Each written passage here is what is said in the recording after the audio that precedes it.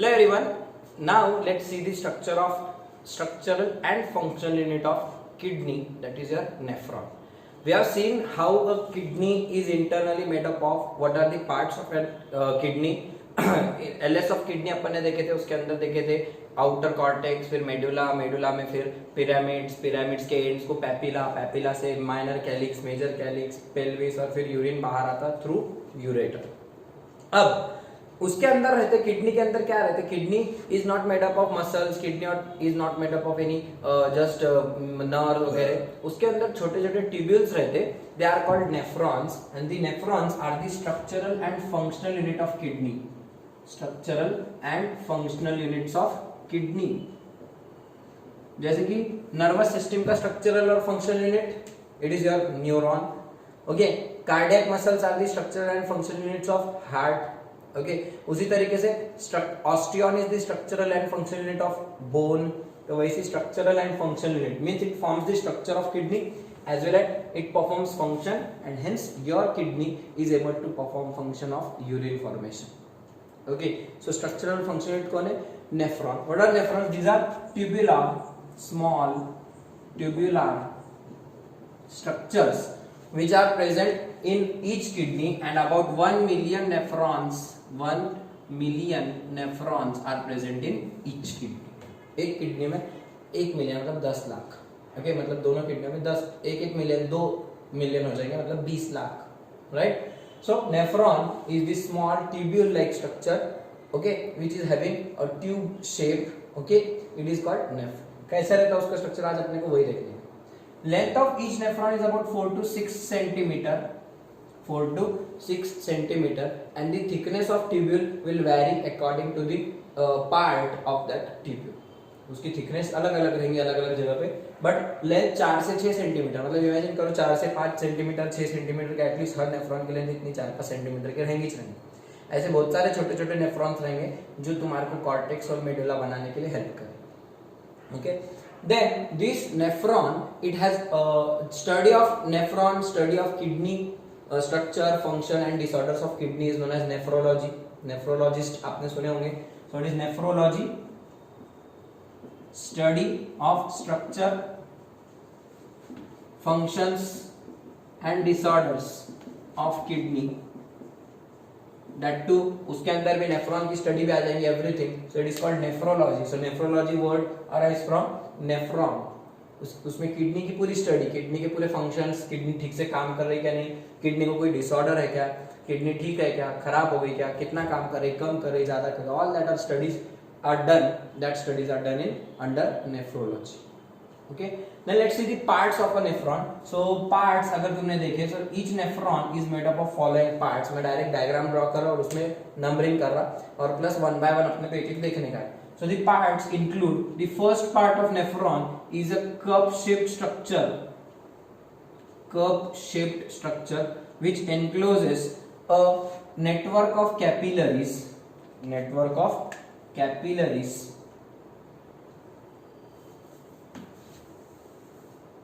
So this is the curve shaped structure, and network of capillaries will be present here. So this complete structure is known as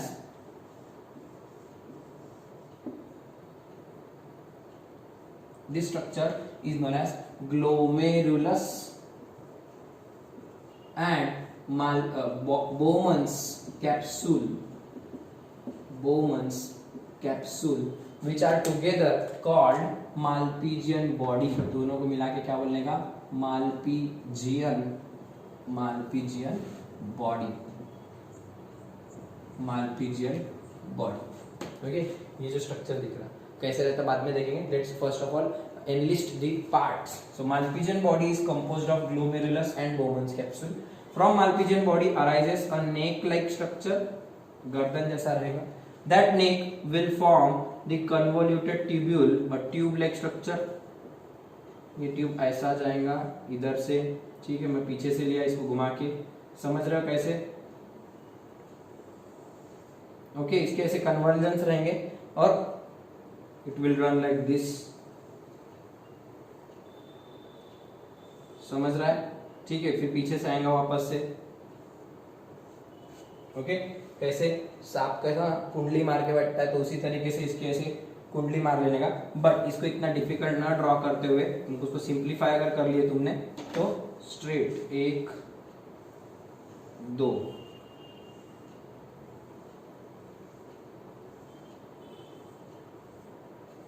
इस तरीके से, ठीक है, सांप ही दिख रहा बनना सर, बराबर। And then it goes downwards, बहुत लंबा रहेगा ये, लॉन्ग रहेगा, जगह की वजह से मैं इतने ड्रॉ कर रहा हूँ, और इस तरीके से। Then it will again form convergence, coiling, फिर से इधर सांप की कुंडली मार दो, and finally and it like this. So ये जो पूरा स्ट्रक्चर है, this is your nephron, Malpighian body. Then first coiled structure, जो ट्यूब रहेगा कॉइल्ड रहेगा, okay. This is called proximal convoluted tubule, proximal convoluted tubule, also known as PCT। convolution मतलब coiling, convolution मतलब coiling। तो अभी coil था, अपन उसको draw करें इस तरीके से ताकि आपको जल्दी से समझ में आए। सो convoluted है, बहुत ज्यादा हाई coiling रहती है यहाँ पे, it is called PCT, proximal convoluted tubule।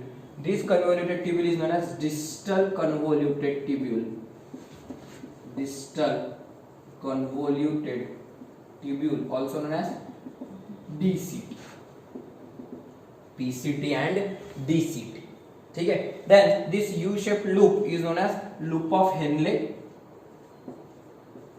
loop of Henle, loop of Henle, or simply Henle's loop, Henle's loop। Henle was the scientist who discovered it, okay, according to his name, in the memory of his name, loop of Henle, named as loop of Henle। इसमें दो आपको loop दिख रहे हैं, दो आपको हाथ दिख रहे हैं, दो ट्यूब दिख रहे हैं। एक ट्यूब ऐसे जाएगा, ये देखो, ये मूवमेंट ऐसी रहेगी, इसके अंदर यूरिन जो भी मूव होने वाला है वो इस तरीके से बहते बहते आगे जाएगा।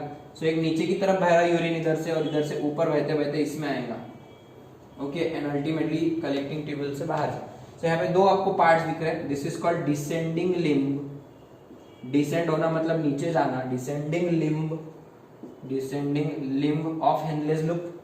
And this one is called ascending, ऊपर लेके जा रहा है ना, सो असेंडिंग, असेंड हो रहा है ऐसे, ascending limb of Henle's loop. Then it is your distal convoluted tubule, descending limb, ascending limb, ये लूप ऑफ हेनले बन गया।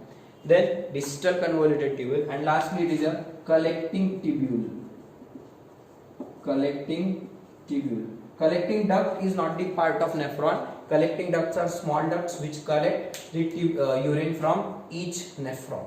So अगर nephron के parts पूछे तो collecting tubule तक ही लेने का, okay। Collecting duct is not the part of nephron। MCQ में पूछते which of the following is not the part of nephron, not। So collecting duct is not the part, only consider up to collecting tubule from till this that structure is known as nephron।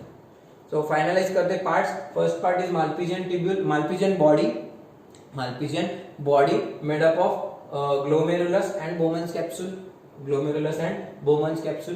Then a convoluted tubule, coil tubule known as PCT, proximal convoluted tubule, which opens into DCT, Henle's loop, descending limb, ascending limb। Then it forms again coil structure known as distal convoluted tubule, that is distal मतलब बाद में, proximal मतलब पहले। And then DCT opens into collecting tubule, collecting tubule, because it will collect the urine finally, okay। So these are the parts, 1 2 3 4 5 parts समझ में आए। So these are the 5 parts of a nephron,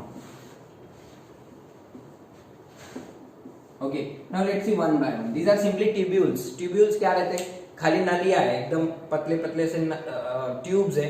आपके जो pen रहते हैं, pen के refill जैसे रहते हैं, तो रिफिल के अंदर कैसा लूमेन रहता खाली, तो वो वैसी जगह है अंदर, ये ट्यूब है, बारीक बारीक नलियां है, ओके। तो मतलब क्या है, इनके अंदर फिर इनकी जो वॉल रहेंगी, आजू बाजू से पूरे कुछ ना कुछ सेल्स रहेंगे, और उसके अंदर खाली जगह रहेंगी, बराबर है। तो आजू बाजू वॉल है, तो मतलब कोई ना कोई इपिथेलियम प्रेजेंट रहेगा यहाँ पे, ओके। सो पहले अपन क्या करते हैं, एक एक देखते हैं, और फिर उसके अंदर कौन सा इपिथेलियम है, उसका स्ट्रक्चर क्या है, उसके अंदर क्या काम होता है, थोड़ा थोड़ा शॉर्ट में देखते हैं, okay. We are studying the structure of a nephron, ultra structure of a nephron. So in that we are studying parts of a nephron. First part is Malpighian body, okay। Malpighian body is nothing but it is consisting of two parts, glomerulus and Bowman's capsule, in which glomerulus is the network of capillaries. Glomerulus क्या है? Network of capillaries और blood vessels. Network of capillaries, also known as tuft of capillaries. Tuft, गुच्छा, ठीक है, गुच्छा जिसको बोलते हैं अपन, एक ग्रुप, बंच ऑफ कैपिलरीज. अब ये कैसे बनता? तो आपकी जो किडनी है, ये किडनी अपने, राइट, किडनी में एक आर्टरी आती, उसको बोलते हैं रीनल आर्टरी, राइट. वो आर्टरी अंदर आके उसके ब्रांचेस होते. देखो आर्टरी अंदर आई, उसके 3 ब्रांचेस हुए, 1 2 3. आपके बाजू में एक फोटो भी आ रही है, देखो कैसा ब्लड सप्लाई का एक फोटो दिख रहा है. ओके, उसमें जो रेड कलर की वो आर्टरी है, तो उसके ब्रांचेस आपको बताने वाले, और उसके फाइन ब्रांचेस होते, और फाइन ब्रांचेस होते जाते, और फाइन ब्रांचेस होते जाते. आर्टरी के ब्रांचेस, हाँ, क्योंकि अपने को ब्लड को फिल्टर करने का है. कचरा काय में? तुम्हारे ब्लड में रहेगा. अपन एक्सक्रीशन चैप्टर देख रहे हैं जिसमें अपने को बॉडी का कचरा निकालने का है. तो तुम्हारा जो कुछ भी कचरा तैयार हुआ है, यूरिया तैयार होगा अपनी बॉडी में. We are human being, so human being की बॉडी में we are ureotelic, means you will excrete urea. Urea is produced in your liver on right side. Liver में होती है ऑर्निथाइन साइकिल. उससे क्या होता है? Excess of amino acids are converted into urea. That urea is then taken by one artery up to your kidneys, up to your kidneys. समझ रहा है? तो वो जो आर्टरी रहेंगी, that artery is known as renal artery. Renal artery, it will carry oxy blood to kidney as well as it will carry urea to kidney. वो बाद में देखेंगे अपन कि कौन सी आर्टरी से आ रहा, कौन सी वेन से आ रहा. एमसीक्यूज अलग बनते, ब्लड सप्लाई के एमसीक्यूज में अलग से बता दूंगा. लेकिन वो आर्टरी यहाँ पे यूरिया लेकर आ रही है. Urea is dissolved in blood, urea is dissolved in blood. Creatinine है, अलग अलग दूसरे भी नाइट्रोजनस वेस्ट प्रोडक्ट्स है, एक्स्ट्रा के तुम्हारे कुछ आयरन से, ड्रग्स है, गोलियां खाए वाली तुमने, पैरासिटामोल वगैरह. तो सारा कचरा तुम्हारे ब्लड में डिसॉल्व वाला है, और वो ब्लड इस तरीके से यहाँ पे वो तुम्हारा कचरा कैरी करके लेकर आएगा. तो ये जो ब्लड वेसल्स है, renal artery, it will divide into fine branches, arcuate artery etcetera etcetera. उसके छोटे छोटे ब्रांचेस होंगे, and that arterial branch will come here, और उसके छोटे छोटे फाइन नेटवर्क तैयार होंगे, और उसकी कैपिलरीज तैयार होंगी. और छोटे छोटे, ये आर्टरी है, उसके 1 2 3 ब्रांचेस हुए, 3 के और 5 ब्रांचेस होंगे. समझ रहे? हर 5 ब्रांच के और 1 2 ब्रांचेस होंगे छोटे छोटे. ओके, और फिर हर ब्रांच में से फिर और 1 2 ब्रांच होंगे. और ये जो कैपिलरी है, this capillary will again enter into the Bowman's capsule. वो बोमन्स एक कप जैसा स्ट्रक्चर है नेफ्रॉन का. कप, आपका चाय का कप रहता है, इमेजिन करो वो कप. वो कप के अंदर एक ट्यूब छोड़ो, और ट्यूब के और फाइन ब्रांचेस करो, और बारीक बारीक नालियां तैयार करो. तो ये जो कप है, इसके अंदर देखो कैसे ब्रांचेस हो रहे हैं. ये 1 2 3 ब्रांचेस हो गए. ठीक है, ये बाहर वाला भूल जाओ अभी, बाहर निकल रहा वापस से. ठीक है, ये 3 इधर जाके एकदम कप की बॉर्डर को चिटक के जाएंगे. 1 2 3.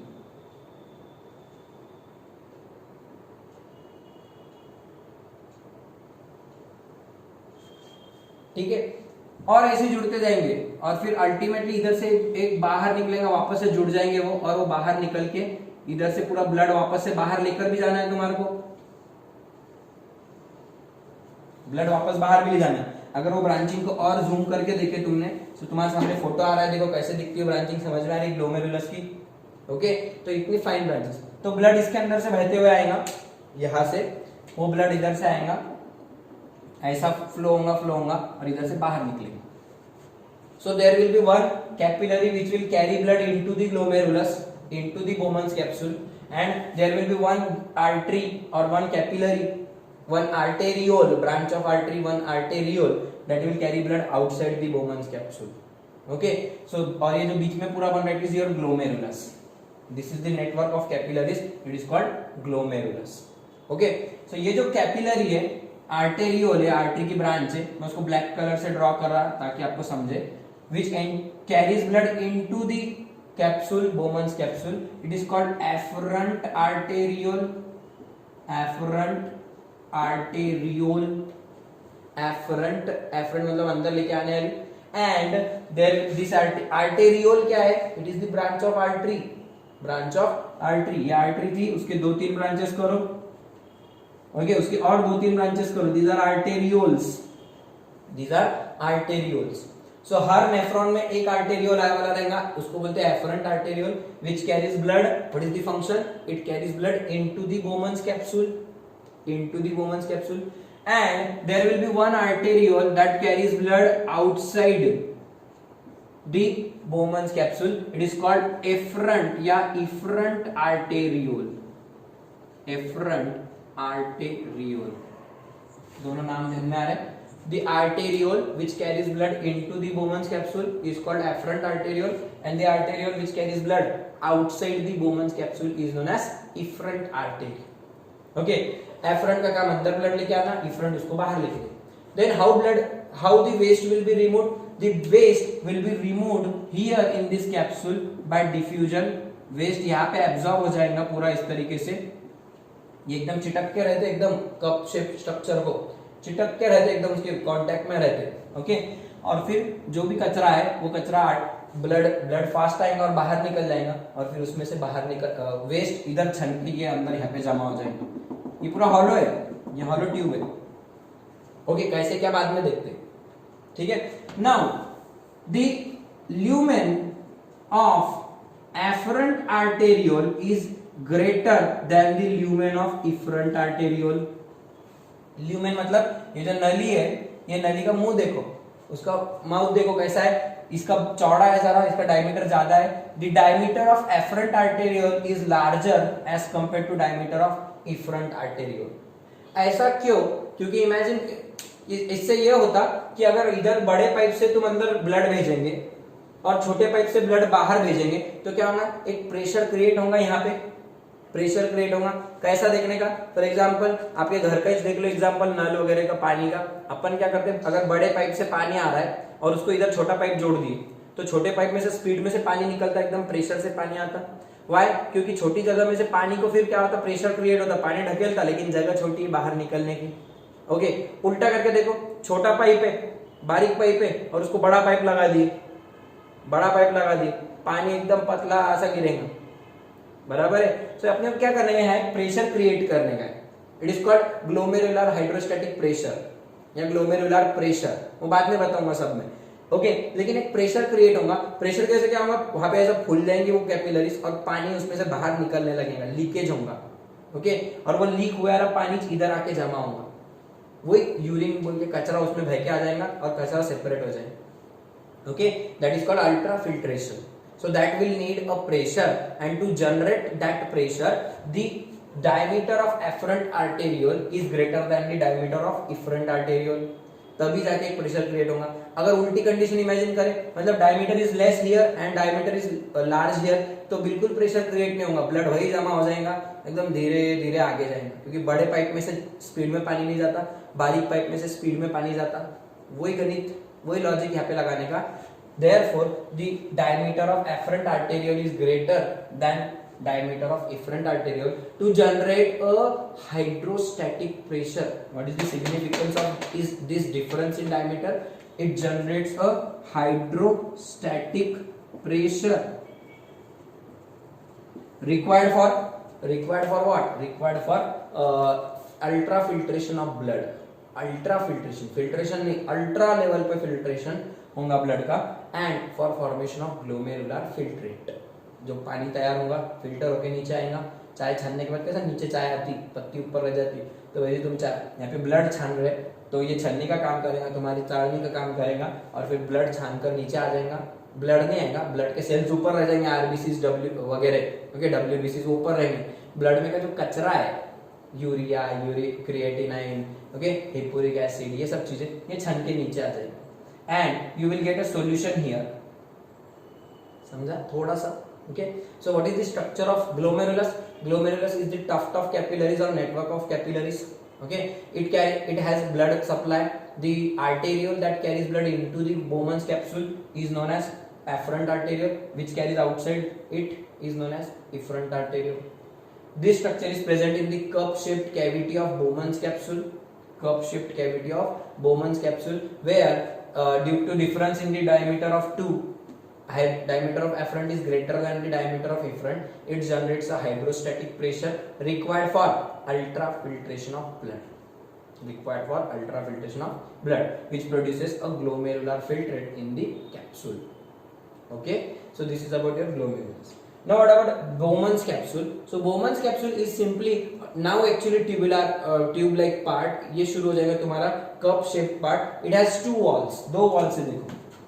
तुम्हारे को दिख रहा है सामने दो walls. What is the two wall? What are the two walls? This is outer wall and this is the inner wall. मैं इसको यहाँ draw कर रहा हूँ. Inner wall. Okay. Inner wall is in direct contact with glomerulus. Inner wall is in direct contact with glomerulus. Okay. And outer wall makes the outer boundary of glomerulus of Bowman's capsule. ठीक है? Okay. Now both the walls are actually made up of squamous epithelium. Which epithelium? Squamous epithelium. Squamous मतलब क्या रहेंगे? Flat sales रहेंगे उसके, एकदम flat sales रहेंगे यहाँ पे. Here flat cells will be present. ठीक है, यहाँ तक ट्यूबुलर पार्ट में जाने का नहीं, अभी कप शेप स्ट्रक्चर देख रहे हैं अपन. So Bowman's capsule has two walls. Bowman's capsule has two walls, outer wall and inner wall. Also known as outer wall is also known as parietal wall, and inner wall is also known as visceral wall. Outer wall is also known as parietal. कभी भी याद रखो, parietal मतलब बाहर की तरफ, जैसे कि parietal bones, ये bones, ये parietal bone है, ये भी parietal bone है अपनी. Okay, these are parietal bones, बाहर की तरफ है बॉडी में, हेड पे. ओके, सो उनको parietal वर्ड यूज करो. और विसरल ऑर्गन्स जैसे कि विसरल मसल्स वो डीपली लोकेटेड रहते हैं, अंदर रहते, तो ये वॉल भी अंदर है, इनर वॉल. तो वैसे विसरल का मीनिंग क्या रहता है? अंदर, और parietal का मतलब बाहर. सो बाहर वाली वॉल parietal वॉल और अंदर वाली वॉल विसरल वॉल. जैसे कि आपके चाय का कप, टी कप, चाय के कप में क्या रहता? चाय रहती बोलना सर, बराबर, राइट. तो चाय, अब आपका कप इस तरीके से रहेगा ना. If this is cup, tea cup,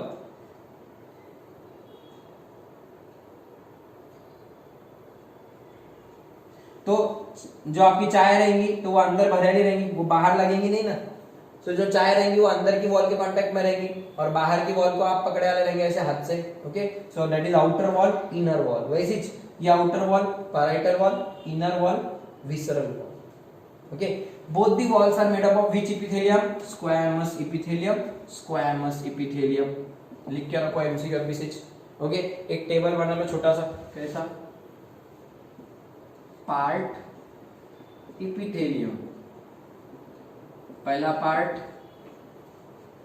parietal wall of, और दूसरा visceral wall of Bowman's capsule.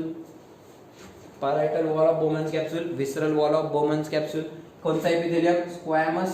Squamous, squamous, squamous. अब वैसे पीसीटी आएगा, डीसीटी आएगा, हेनलेस लूप आएगा, वो सब एक के नीचे लिखने का. ये टेबल अभी बना लो, एमसीक्यू में काम में आएगा. पता क्या, मैं पहले बोल दे रहा, बाद में तुम बोलते सर याद नहीं हो रहे वो पार्ट्स. टेबल बना लियो तो याद हो जाएंगे. छोटा सा टेबल बना लो एक. क्या टेबल बनाने का?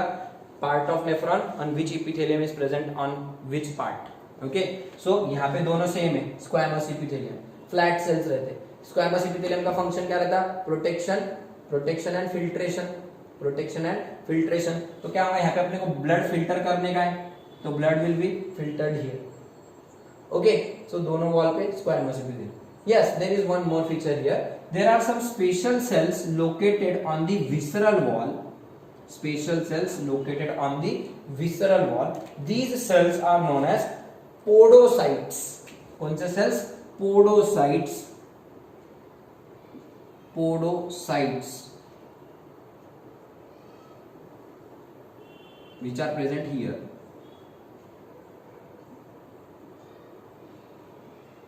Okay. अब ये क्या रहते हैं? Podocytes. Podocytes are present on visceral wall. तो मैं थोड़ा सा यहाँ ड्रॉ करता हूँ, इसको जूम करके. दिस इज विसरल वॉल, मतलब अंदर की वॉल है. ओके, यहाँ पे स्क्वैमस एपिथेलियम की सेल है. ये स्क्वैमस, ये बेसमेंट मेम्ब्रेन है उसका. Okay, squamous epithelium is made of basement membrane on which cells are placed like a tile pavement.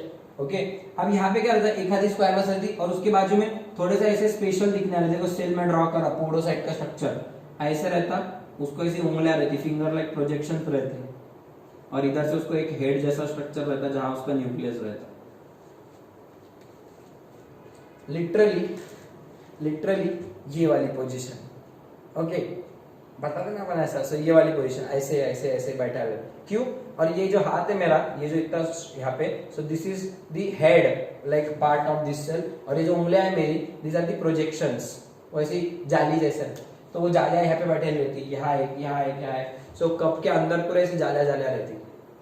Okay so देखो भला, अगर मैं इस तरीके से किया, कुछ और मीनिंग मत लो इसका, अगर मैंने इस तरीके से हाथ रखा, this is my one podocyte. Okay तो ये पोडोसाइट की ये एक उसका लेग है, लेग ये उसका पैर हो गया, this is one leg, this is another leg, this is leg, so these are legs, and in between legs you can see a space is present. Gap है क्या, ये देखो गैप्स है ना यहाँ पे उंगलियों के बीच में, these are called filtration slits.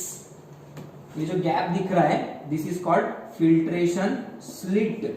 Slit मतलब खाचा, गैप, खड्डा, hole. Okay what is the use of this slit? It is simply filtration slit, जो एक जाली का काम करेंगे. तो ये इस तरीके से अटैच है, इनके आजू बाजू ब्लड वेसल्स है यहाँ पे आए वाले. ओके तो ब्लड वेसल्स जब इनके यहाँ पे आके बैठे रहेंगे, ब्लड वेसल्स, ये जो ब्लड वेसल है अपने, कैपिलरी यहाँ आने वाली है. ओके सो कैपिलरी भी जो रहती, they are also made up of single layer of epithelium. Capillaries are also made up of single layer of epithelium, plus this podocytes they will absorb, they will filter, they will remove the waste, and they will help in formation of glomerular filtrate. How? Why? सब जान दो, वो बस कचरा खींच के छान के निकालने का काम करते, जो भी कचरा. अगर कोई ब्लड सेल आने की कोशिश करी, आरबीसी डब्ल्यूबीसी, तो उसको वापस ढकेल देते, उसको नहीं आने देते, सिर्फ कचरे को या कुछ मटेरियल को आने देते. Okay, so these are specialized cells meant for ultrafiltration of blood, and they are called podocytes. Poda मतलब leg, arthropoda jointed legs, arthropoda jointed legs. So poda मतलब legs, these are the, and cytes मतलब cells with legs, leg-like structures, projections, and in between projections there are slits known as filtration slits which are meant for filtration of blood. कौन सी layer पे present है? They are present on visceral layer. Clear हुआ यहाँ तक? So ये था तुम्हारा structure of Malpighian body. What is the function of Malpighian body? Ultra filtration of blood under high pressure, and to make glomerular filtrate, इतना ही याद रखो. Ultra filtration of blood to prepare to form glomerular filtrate. एक liquid तैयार होगा यहाँ पे filter होके ब्लड में से, उसको बोलेगा glomerular filtrate, which gets collected in the cavity in the lumen of Bowman's capsule. Okay this is called urinary space. ये जगह को क्या बोलेगा? Urinary space. It is the space present between two walls where urinary filtrate or glomerular filtrate is collected or accumulated in Bowman's capsule. Urinary space. This is not actually urine. यहाँ पे इसको urine नहीं बोलने का, अभी urine नहीं बनता. Urine is called, the term urine is used in collecting tubule. अभी नहीं बोलने का urine, अभी उसको ग्लोमेरुलर फिल्ट्रेट बोलने का, क्योंकि ग्लोमेरुलस में से तुमने फिल्टर करके कुछ तो भी निकाले वाला है, उसको ग्लोमेरुलर फिल्ट्रेट बोलते. वो क्या रहता, कैसे बनता, सब बाद में अपन फिजियोलॉजी ऑफ यूरिन फॉर्मेशन में देखें. अभी स्ट्रक्चर क्या है देख के चलो बस. ये स्ट्रक्चर समझ गया तो वो क्वेश्चन समझेगा. ओके लॉन्ग आंसर में ये पूछेंगे आपको, describe the structure of nephron, तो पूरा लिखना पड़ेगा. एक 3 मार्क का शॉर्ट नोट भी आता, describe the structure of Malpighian body. तो तुमको जो फोटो आ रही थी, ये स्ट्रक्चर डिस्क्राइब करने का, मालपिजियन बॉडी के ड्रॉ करने का, और लिखने का क्या? Malpighian body is made up of 2 parts, glomerulus and Bowman capsule. Glomerulus is the tuft of capillaries or network of capillaries present in the cavity of Bowman's capsule. Okay, artery which carries blood into Bowman's capsule is called afferent, which carries away is called efferent. It is larger, it is smaller in diameter. Afferent is larger, efferent is smaller. It generates a pressure, hydrostatic pressure. Hydrostatic मतलब liquid से generate होने वाला pressure, hydrostatic pressure, that is responsible for ultrafiltration of blood. Okay, Bowman's capsule is double walled structure having a space and two walls, outer wall, parietal wall, inner wall, visceral wall. Both the walls are made up of squamous epithelium. Okay, inner wall also has some specialized cells known as podocytes. Podocytes are cells which appear like poda, means they have legs, leg-like projections, and in between leg-like projections there are slits or spaces which are made for filtration, hence called filtration slits. They are located on visceral walls. Podocytes are located on visceral wall of Bowman's capsule. MCQ पूछते हैं, what is the location of podocyte? Parietal wall, visceral wall, PCT, Henle's loop, DCT, कहीं भी डाल दें, कहीं नहीं रहते, एक ही जगह रहते, on visceral wall of Bowman's capsule. Okay, ultimately they help in filtration of blood, function, ultrafiltration of blood, and formation of glomerular filtrate, which accumulates in the space known as urinary space of Bowman's capsule. Okay, so this is up to this one, Malpighian body. We'll study the further structure, आगे के structure जो भी PCT, loop of Henle, DCT, collecting tubule in our next lecture.